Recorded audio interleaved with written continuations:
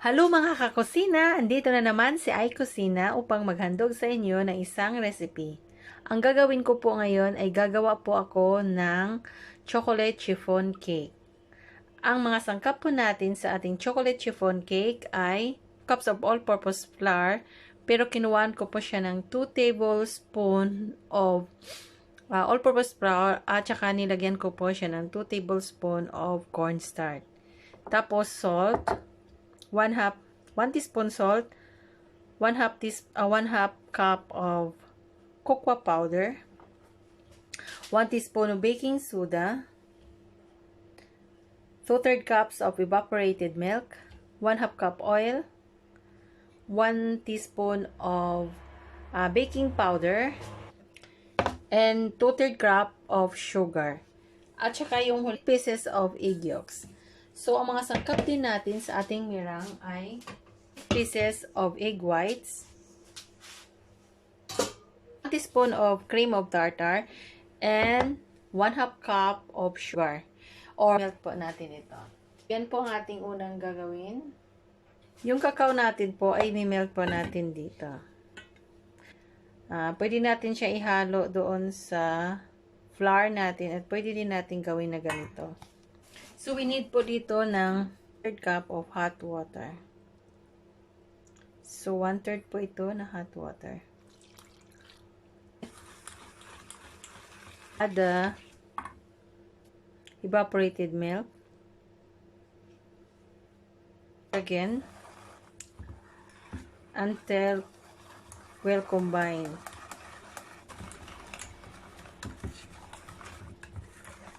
So, I think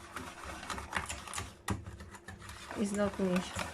Hindi pa po siya well combined. So, tingnan natin kung ano. So, makikita natin. So, hindi pa po. May buo-buo pa. So, kailangan po natin itong i-mix pa ng mabuti.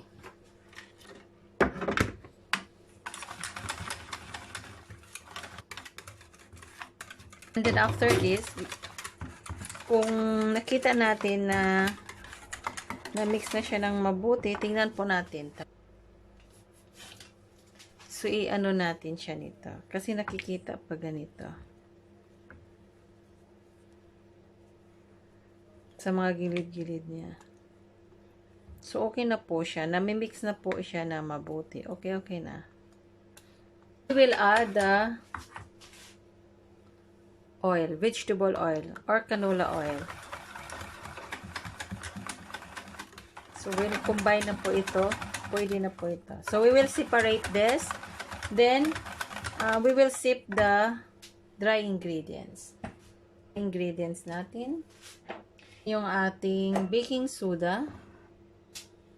Ating powder. Baking powder. Ating salt. After this, kailangan natin itong isalain para walang mabubuo. Ito sa isisip kasi mas so ganito po. Tapos 3 times natin itong salain.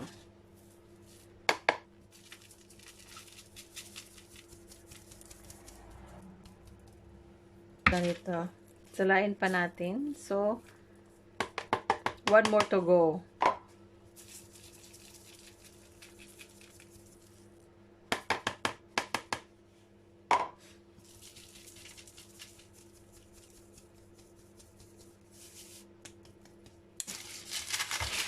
Ang gagawin natin ay gagamit tayo ng mixer para dito. So, i-mix po natin ito at ang ating sugar, saka yung ating liquid ingredients, tapos yung iba pa nating mga sangkap.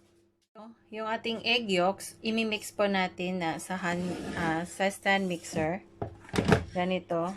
Tapos, gradually, we will add the sugar. So, nandito na po siya sa ating stand mixer. Kailangan natin po itong ating egg yolk na maging pale yellow. Saka natin ilagay yung ating liquid ingredients at saka yung flour. Mag-start na po natin itong i-mix. And then, we will add the sugar gradually.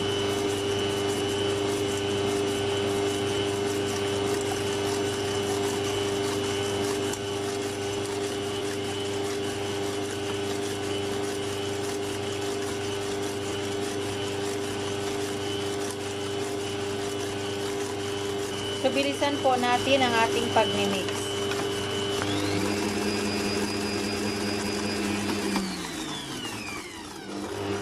So, okay na po ito. Nagpipil yellow na po siya. Okay na po. Lagyan po natin ng ating liquid ingredients na may cacao powder. So, now we will add gradually the cacao or the liquid ingredients.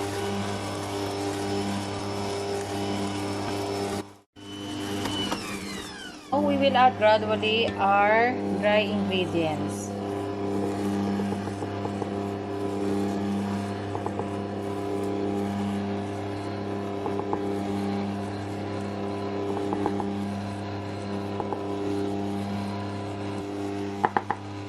Pero pwede po ninyo, so pwede po itong i-mix ninyo na manual. Hindi po kailangan na mag-machine kayo. Pero sa akin, minachine ko po ito. Kasi, so bilisan po natin konti.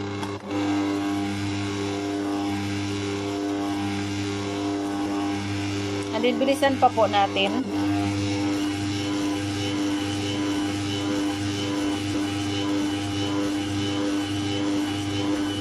Tama na po ito. Okay na to. Kailangan na po natin yung ating egg whites. I-mix po natin yung ating egg whites. Ngayon, i-mix po natin siya sa spatula. Saka po tayo mag-beat ng ating egg whites. So, kailangan na natin siyang i-mix ng ganito. Na po siya.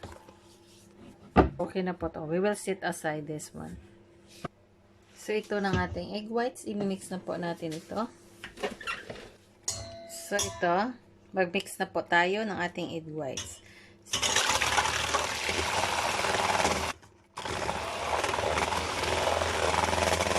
I-add po natin ang ating cream of tartar. Ito.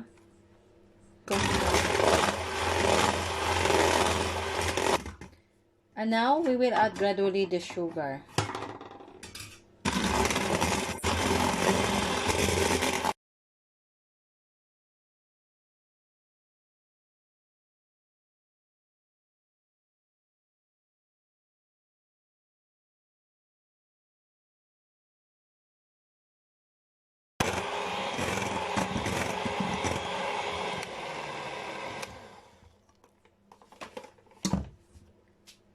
Okay na po ito. Fest na po siya. So, okay na po ito. So, yung chocolate mixture sa ating meringue. Ganito po ang unang gagawin ko. Yung ilalagay ko po dito. So, 3 times ko po itong ilalagay.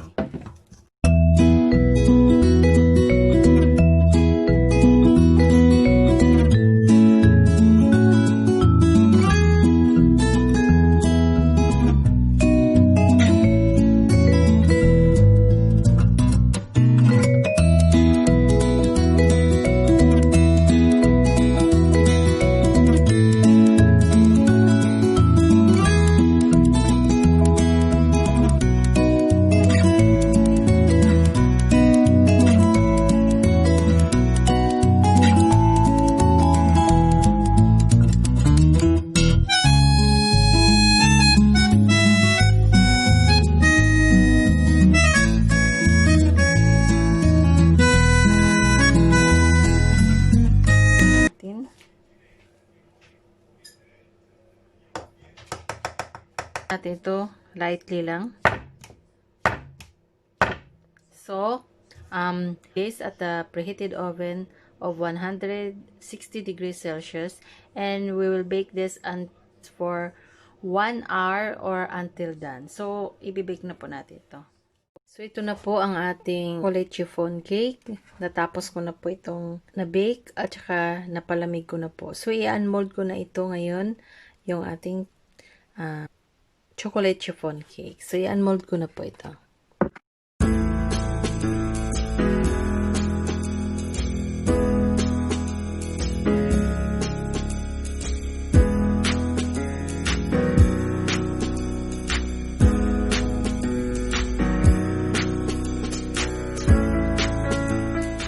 Ito po ang lalagyan ko po nito. Ang chocolate chiffon cake natin. Dito ko po ilalagay. So, ganito rin po siya.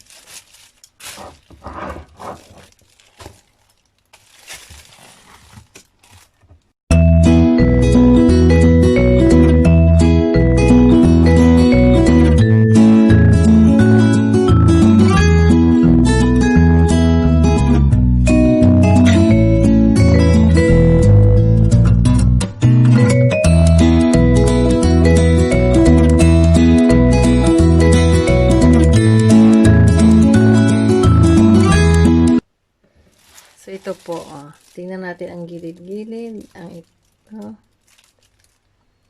Ang bango po ng ating chocolate chiffon cake. Po, may natutunan na naman kayo kung paano gawin ang chocolate chiffon cake. Madali lang po siyang gawin at saka kaya lang po sa bulsa yung ingredients niya at saka pwede po ito ninyong pang negosyo. Maraming salamat po sa inyong panonood at maraming salamat din po sa laging nanonood at laging nagko-comment po sa akin. Maraming salamat po sa inyo.